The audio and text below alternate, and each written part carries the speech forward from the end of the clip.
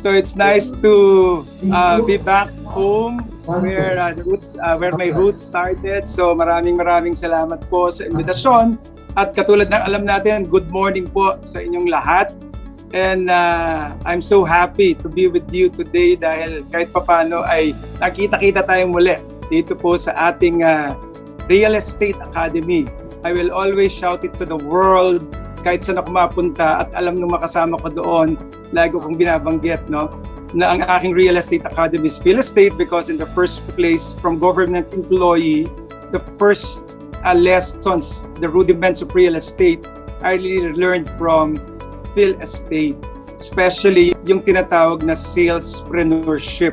So it's a new business discipline that I am advocating in all the areas that I'm talking to, either in the real estate business or in the other industries, because salespreneurship is basically a key success factor in business today, especially during this challenging times. So as mentioned, from real estate, with all the lessons and learnings that I had in this Real Estate Academy na pinanggalingan ko, I put up my own, but basically everything I almost followed the real estate model despite the other models available in town. So alam nung lahat, no, marami nang naging models, pero I've always followed the pusong ahente, utak negosyante na tinuro ni Real Estate noon at hindi ko yon kinalimutan. In fact, yun ang in-enhance ko. That's why I formally adapted yung salespreneurship. In fact, in October last year, I was able to register officially in the Intellectual Property Office of the Philippines yung salespreneurship. And I simply attribute my success for whatever success that I have at this point dito sa konsepto na to. Kaya ikinakalat ko siya, no? And I think hindi na mahirap explain dito yon dahil dito nga nagsimula yon. At tayo ay ahente ng real estate, pero lahat tayo ay na-train na maging negosyante. Yun ang binitbit ko, tinuro ko sa lahat ng mga naging kasama ko sa real estate. And it worked. And I'm sure it will always work if we will make it work always, because the foundation is very strong. Kailangan talagang dinidiligan lang siya, inaalagaan, pinapausbong ng todo hanggang sa siya ay maging masigabong isang malusog na puno. That is basically salespreneurship. Maraming mga ahente na ang ganda ng negosyo natin, di ba? Ang ganda ng pag-ahente, punong-puno ng opportunity. Pero nagkukulang lang siguro ng entrepreneurship.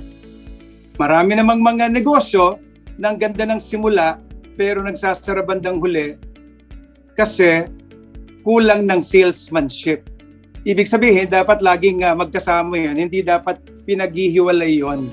Kaya dapat ang slogan natin at ang goal nating lahat, walang real estate brokers na broke. At malaki ang may tutulong ng principle of salespreneurship. Kasi ang real estate ay napakagandang negosyo, napakagandang pag-ahentihan, at dapat lahat tayo successful and financially abundant if we will just follow strictly, closely, religiously yung concept na ito ng salespreneurship so that we can always all be successful. Ayan. So, it's salespreneurship as a key success factor in challenging times. So, extra important yung salespreneurship ngayon kasi more than ever, this is the best time that we really have to use the principles of salespreneurship dahil hindi madali. Pero magiging madali siya pag alam natin yung principles of salespreneurship na sabi ko nga ang foundation, natutunan ko sa Real Estate. Itinuloy-tuloy ko lang siya nung lumabas ako ng Real Estate. Basically, what is salespreneurship? It is a business discipline that beautifully combines creative salesmanship and innovative entrepreneurship. Wala pa sa dictionary, wala pa sa kasi nga, kinoin lang based on experience. Salespreneur, negosyante. Mula ngayon, dapat ikalat natin mula sa ating sarili hanggang sa mga sales partners natin. Tinuring ko talagang negosyo ang pag-aahente. Kaya lang, ang tawag ko ngayon, salespreneur, negosyante, pusong ahente na gusto nating tumulong sa kapwa na magkaroon ng bahay, na gusto nating makipag-usap, gusto nating sumagot sa problema nila. Yung concern natin, yung puso natin na makatulong Pero siyempre, utak negosyante tayo na sa bawat ginagawa natin, nakikinabang yung mga customer natin, pero tayo rin, di ba, kumakapal din yung bulsa natin at umaasenso. Tayong nandito sa real estate, nakakatulong ka na sa iyong kapwa, umaasenso pa ang iyong pansariling buhay at pamilya. Di ba? San ka pa? Bakit hindi natin ituring na isang negosyo? Ba't ka magtatayo ng negosyo ng laki ng kapital, ang tagal ng return, ang laki ng risk? Ba't hindi natin pagyamanin yung hawak nating opportunity ngayon, which is real estate selling? We simply have transformed it into a business. And the business thing starts from the mindset. Kasi po, mindset will lead you to action. Action will lead you to results. So, ibig sabihin, pag ang mindset mo, negosyo ang pag-aahente, lahat ng kilos mo, kilos negosyante. Anong magiging resulta mo? Resulta ng isang negosyante. Pag ang tingin mo sa real estate selling, pag-aahente lang, di ba kung minsan, ahente lang po ako. Nagiging, kung minsan, kung may benta, okay lang. Kung wala, okay, kasi ahente lang naman ako. Kaya siyempre, anong resulta? Kung minsan wala kang benta, kung minsan meron. Ang mga utak negosyante kasi, lalo na yung mga nagtayo ng sariling negosyo, hindi nila papayagang mabankrupt sila. Kaya ginagawa nila lahat yung effort. So wag nating isipin mo, nag-aahente lang tayo, pwedeng walang results. Hindi utak negosyante yon. Sana makumbinsi ko po kayong lahat na pag-alis natin dito ngayon, tawag niyo sa sarili niyo, hindi ahente, salespreneur. So either ikaw ay vice president, senior vice president, lahat tayo ay salespreneur. Ang tinawag nga po sa akin ngayon ay master salespreneur dahil marami po akong nakumbinse sa mga tao namin na lahat sila ay maging utak negosyante. Kaya naman umasenso rin sila because of this principle. Na gusto ko kahit sinong real estate person ngayon, sana ito yung maging mindset para lahat mas marami yung umasenso.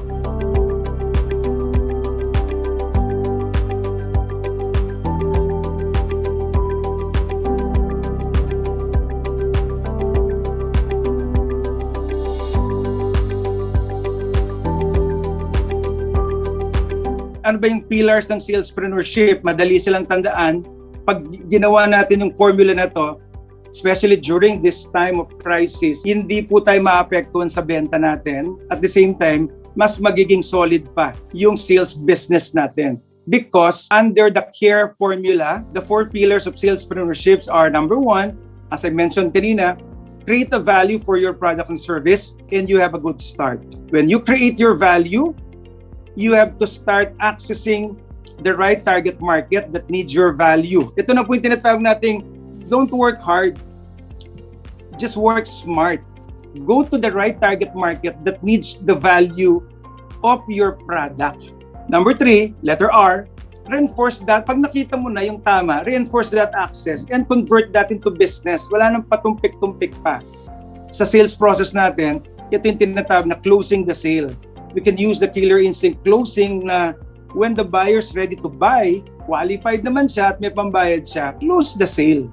Yung iba, nagtatapos sila sa CAR, na may value, may target market, na-close sila yung benta. Kaya lang sila hindi umaasenso ng todo because they forget the letter E. Dapat, di ba, alam natin, pagkatapos natin mabentahan, we have to establish a solid relationship for every converted business with customers so that, di ba, they would be our sources of more customers. So basically, ito yung 4 pillars ng salespreneurship. Walang ahenteng hindi lalakas, hindi yayaman kung alam natin itong 4 pillars at kung ginagamit natin through the CARE formula.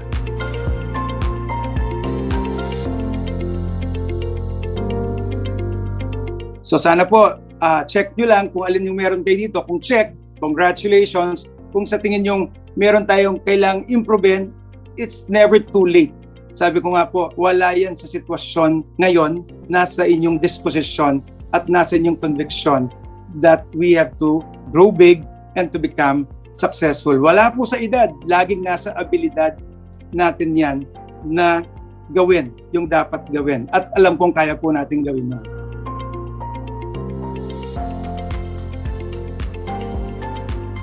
So let's start visualizing becoming winners during these challenging times.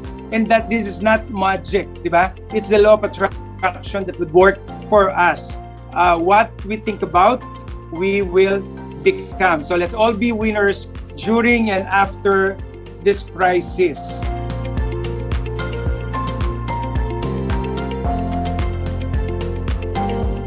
So plan purposefully, di ba? Before we do something, we have to plan, pero with a purpose. Of course, when we prepare, we have to put it in prayer so that everything is guided by God. And when we have prepared prayerfully, there's no reason that we cannot proceed positively. At kahit na may crisis, kahit may challenges, dapat you have to pursue persistently. Kahit ang daming problema, hindi mawawala yung problema, hindi mawawala yung challenge, hindi mawawala yung difficulties. But you have to pursue persistently. Imposible you cannot be a sales champion. I am challenging everyone that during this crisis na di natin alam kailan mawawala ito, pero sabi nga natin, tayo naman sa salespeople at tatak real estate, we thrive, di ba? We don't just survive, we thrive during challenging times. Yun ang training sa atin, sana wag nating kalimutan yon and maging legacy pa natin for the future. So let us grow, rise, and soar.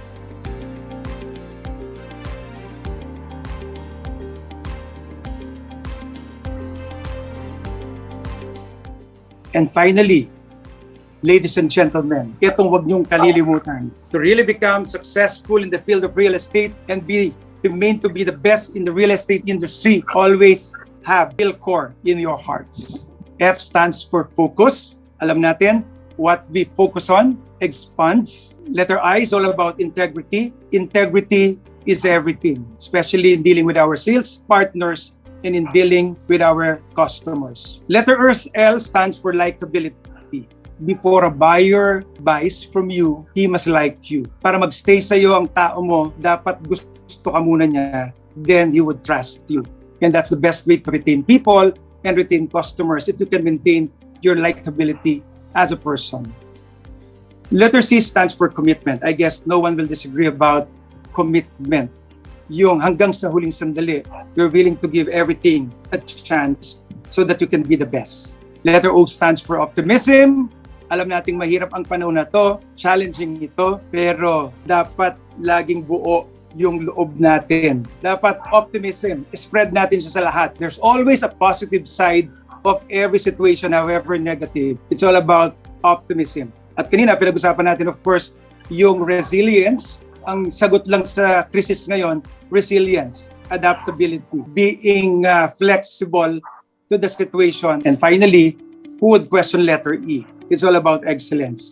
When do our work, hindi pwede na. Dapat when we do our work, especially during this crisis, let's do the best we can. Let us be the best version of ourselves. Let us always perform everything in excellence. So, that's Philcore for you. Focus, integrity, likability, commitment, optimism, resilience, excellence. With all this, there's no reason we cannot all be successful this year, 2021, despite this crisis. Ladies and gentlemen, it's my pleasure to be with you today. Thank you very much, and I hope I was able to give you something today that would help you in your business.